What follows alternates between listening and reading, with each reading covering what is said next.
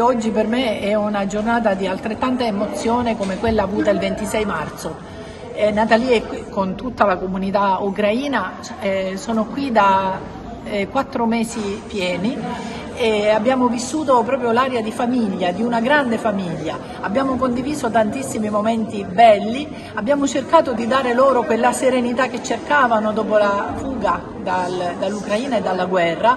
Molti restano. È partito un primo gruppo venerdì scorso di 5 persone, un piccolo gruppetto era partito alla fine di maggio e domani Natalie con sua figlia Lisa, Karina con il suo bambino Joshua e la mamma di Karina, quindi altri 5 domani partono e per noi è come se ci fosse veramente diciamo, la separazione dall'affetto. Insomma, io mi auguro che loro possano ritornare in Italia e in Sicilia e a Montevago da turisti e con il ricordo della guerra alle spalle. La Natalie tanto è una bravissima pittrice, nella sua terra ha fatto delle opere magnifiche e oggi alla vigilia della sua partenza un'opera, un olio che rappresenta una donna, dei fiori e poi da un lato ha messo le rovine di Montevago come le rovine che lei ha avuto perché Natalie ha avuto la casa completamente distrutta, noi abbiamo visto le foto.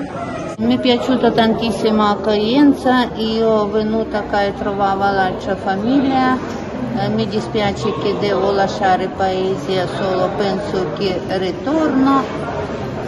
Mi è piaciuto tantissimo, accoglienza, affetto, non mancava niente, solo dispiace perché devo andare. Belli fiori, bella vita, una ragazza ucraina felice e poi una cosa pure a comune, là c'è guerra e che è stato terremoto e tutto disegnato insieme in questo quadro.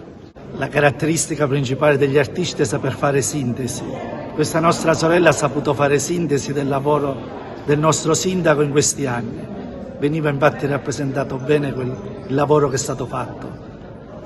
Il ripristino della vecchia chiesa madre, che ci ha dato la possibilità di poter ritornare in quel luogo sacro e l'esperienza fatta con questi nostri fratelli e sorelle venuti da lontano. Non è vero che abbiamo dato noi a loro, ma noi abbiamo ricevuto tanto da loro. In questi giorni, durante la festa della Madonna, ho incontrato alcuni bambini, sono venuti in chiesa a prendersi dei giocattoli e ho notato come in loro c'è il senso del rispetto del luogo sacro. Il silenzio quando entrano in chiesa, cosa che noi abbiamo un poco perduto. In quest'olio venivano messi in evidenza tutti questi fiori. Tutti questi fiori possono essere anche per la nostra comunità di Montevago una nuova primavera.